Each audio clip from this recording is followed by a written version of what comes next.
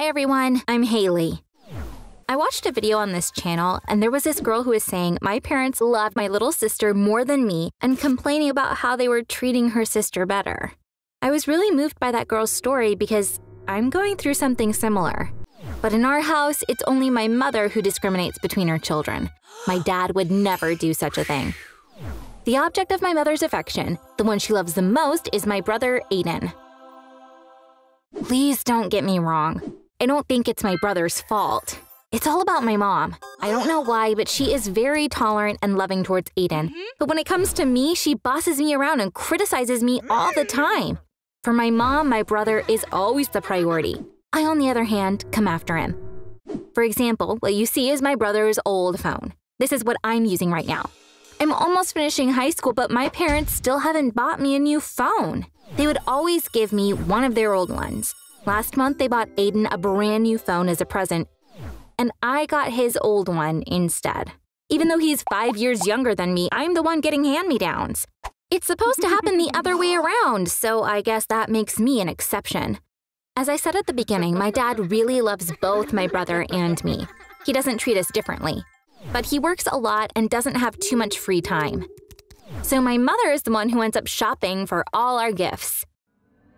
Now I'm going to list all the gifts that my mom recently got for my brother and me, so you can better understand what I'm dealing with here. 1, a laptop for my brother. A karaoke mic for me. Yes, a karaoke mic. When I asked her, "Why did you get me this?" my mother said, "You're always singing to yourself in your room. That's why I thought you'd like it." 2, an awesome bike for Aiden. A book about Albert Einstein for me. My mother's explanation for this one is that I love reading. Yes, I do love reading, but don't you think it's unfair that my brother is getting a bike and I'm getting a book? And finally, the most expensive smartphone for my brother and a cinnamon-scented candle for me. I repeat, a smartphone for my brother, a candle for me. I was shocked when we opened our presents. My face was flushed with anger when I said, "Mom, what the heck?" My mother pretended she was really surprised and said angrily, "Haley, you love cinnamon. Your room will smell delicious." Oh, this is too much. You're not happy with anything. I can't say anything even though I'm being treated so unfairly all the time. Why? Because my mother thinks she can walk all over me just because she's my mother. She shuts me up every time without even listening to what I'm saying. She never lets me answer her. She's always right because she's the mother. She's smarter than everyone because she's the mother. Only she knows what's right because she's the mother. I can give you 1,000 examples of how she treats us differently.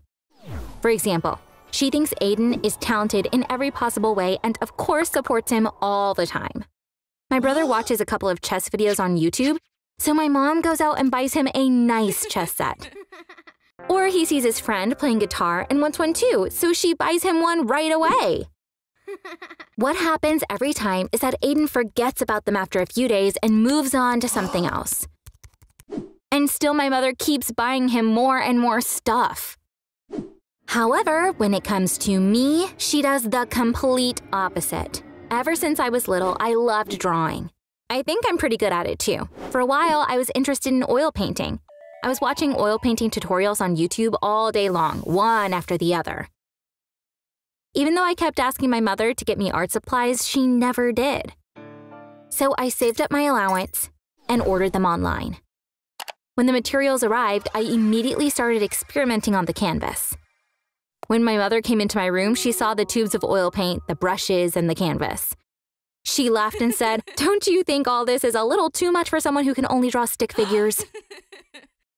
Okay, I realize I may not be Frida Kahlo, but don't you agree that it's simply wrong for a mother to say such things to her daughter?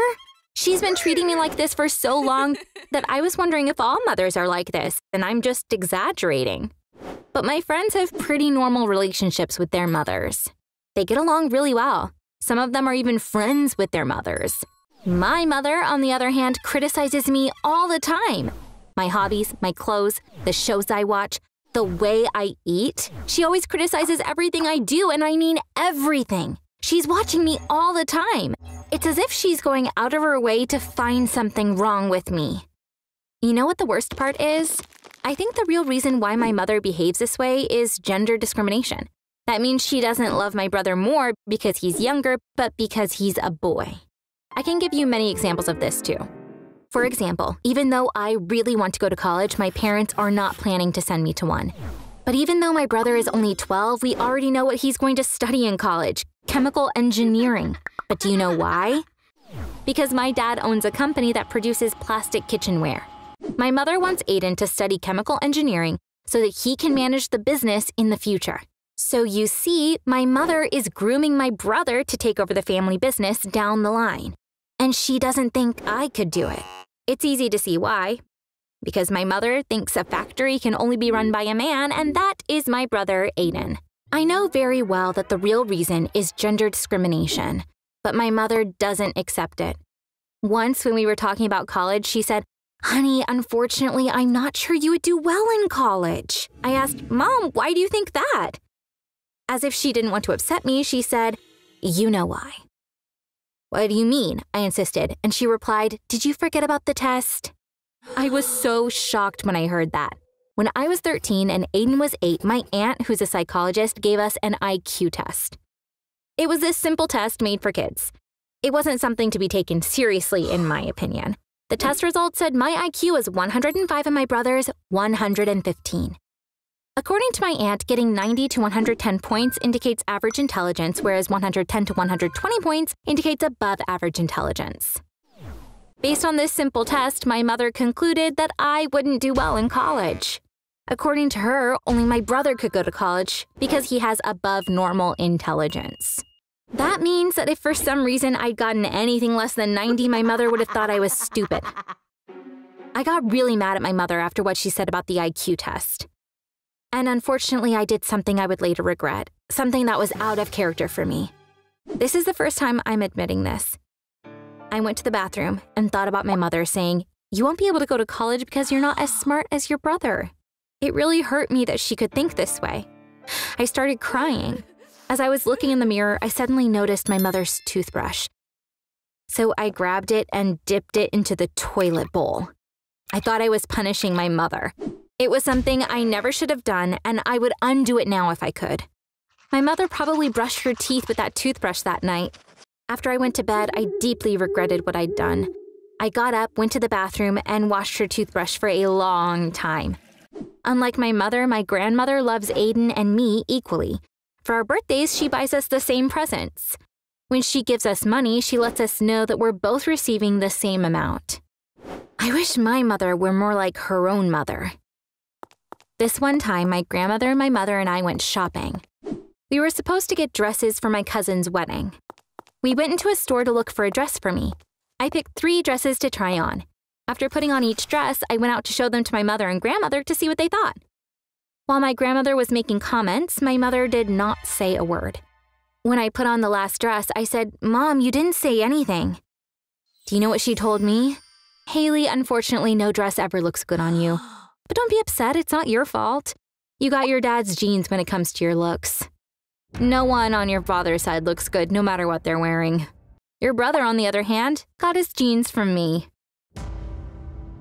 He looks so good in everything, so it's easy to shop for him. I think we should accept this as a fact and not spend any more time shopping for you." Yes, that's exactly what my mother said. Naturally, both my grandmother and I were shocked. Trying to hide her anger, my grandmother said, "Why are you being so mean? Haley is a very pretty young girl. She looks good in whatever she's wearing. There must be something wrong with your eyes." Then she turned to me and said, "My dear Haley, all 3 dresses looked so good on you. We're getting them all. I'm going to the register to pay. You can decide later which one to wear to the wedding." Because I'd gotten used to my mother's behavior, I didn't get too upset that day, but my grandmother was furious with her. Friends, it feels really good to tell you all about this. Thank you so much for listening to my story. It's definitely not fair for parents to favor one kid over another. I'm sure some of you are dealing with a similar situation. If you write about your experience, you'll let it out and feel much better. I'll be waiting for your comments. See you! Hi friends, my name is Riley, and this is Gianna. We went to the same high school. We were good friends and saw each other all the time. We would go over to each other's house after school. Our families were both well off. We'd go shopping on the weekends and buy gifts for each other. And we went on vacations together. Gianna's family is still very rich. But unfortunately, my dad went bankrupt. He had to sell off everything we owned to pay off his debt. We had a beautiful house. We had to sell it and move to a small apartment instead. Gianna came to visit a week later. As I was showing her the apartment, she was looking around quietly. Finally, she said, "You said the apartment was small, but this is tiny." "I think my room is bigger than this whole place," she said. I noticed the condescending look on her face, but I thought, no way, I must be imagining it. Then she said, "Did you rent this place furnished? Everything looks so old, and nothing matches." That's when I knew I wasn't wrong. She was looking down on me. I never expected this from her.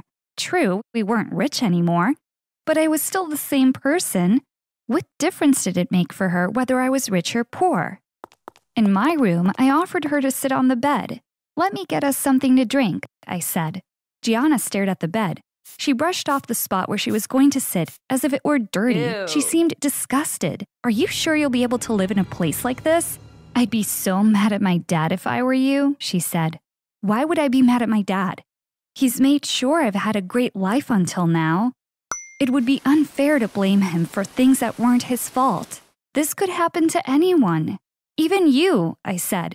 Gianna said, "I don't understand why you protect your father. Don't get me wrong, but my dad is not a loser like yours. I don't think he'd ever put me in such a situation."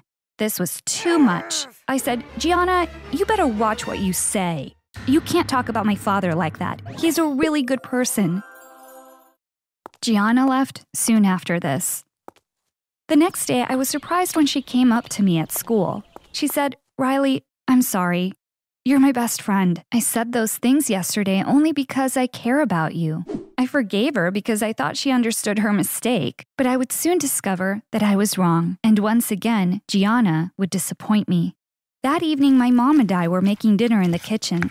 My dad came home. He kissed my mom and me. Those days, he was working 2 jobs. He would leave his day job and come home. He would eat dinner with us. Then he would go to his second job. Both of his jobs were far from home, but really close to each other. I said, "Dad, are you coming all the way home just to eat dinner?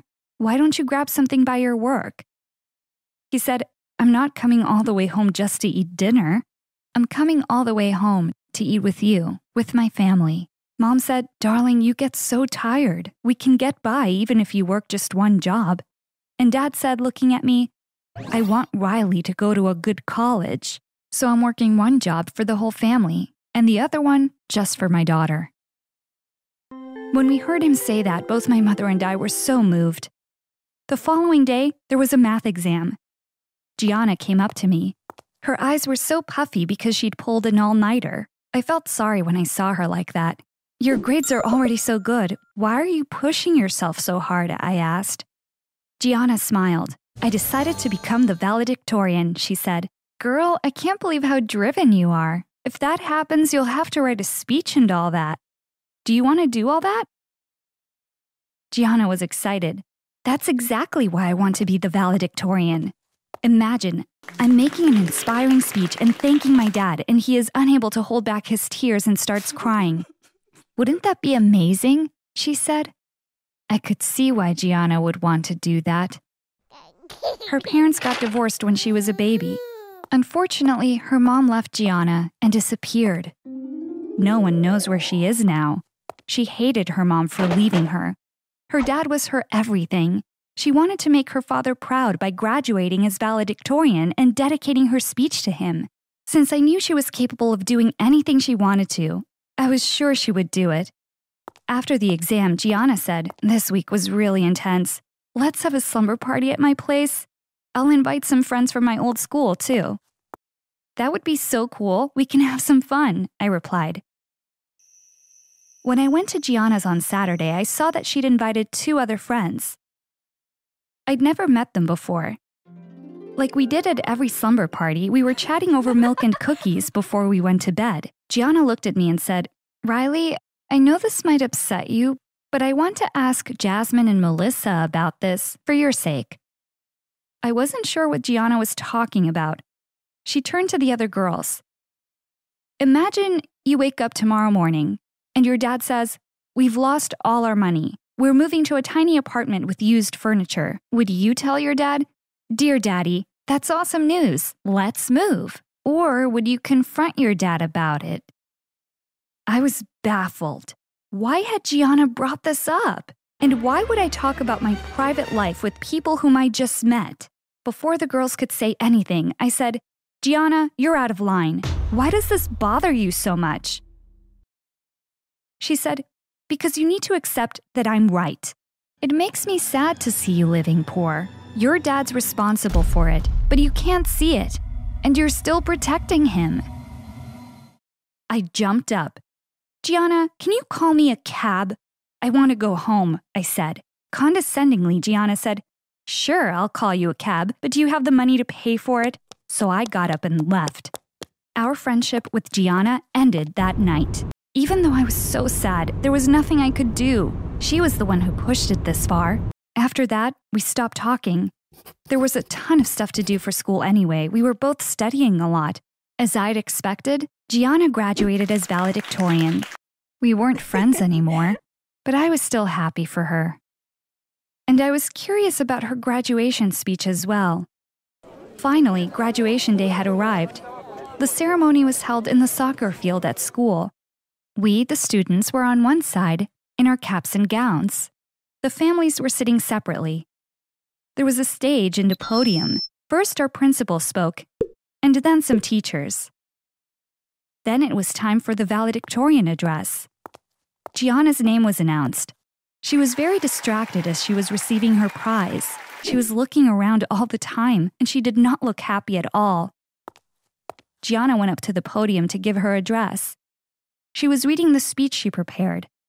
Just as I had guessed, she started out by mentioning her dad in the first sentence.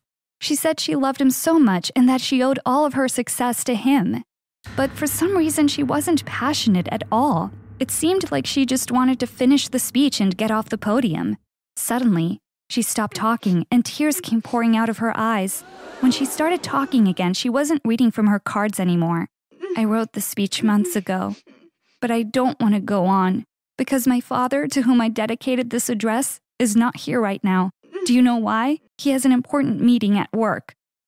I told him that today was really important and that he should come no matter what. And he said, I'll come to your college graduation. High school is not that important. When I insisted, he said, you don't know it, but this is how money is made. I have to attend this meeting. Don't make a big deal out of this. I will get you an expensive graduation present. But the only graduation present I want is my dad. And he doesn't realize that. In fact, he never has. My dad always thought the presents he got me were enough. Gianna stormed off the podium after she said this. We were all shocked. I couldn't just sit there, so I went after her. I found her sitting under a tree and crying. I sat down next to her. She looked up. When she saw me, she gave me a hug and began sobbing even harder. Riley, I was so jealous of your relationship with your father. That's why I wanted you to blame your father, because I was so jealous of how much he loved you and cared for his family. I'm a bad person. I tried to destroy your relationship with your dad. Hearing this from her shocked me, but I still understood her. Gianna was someone who never got any love from either of her parents.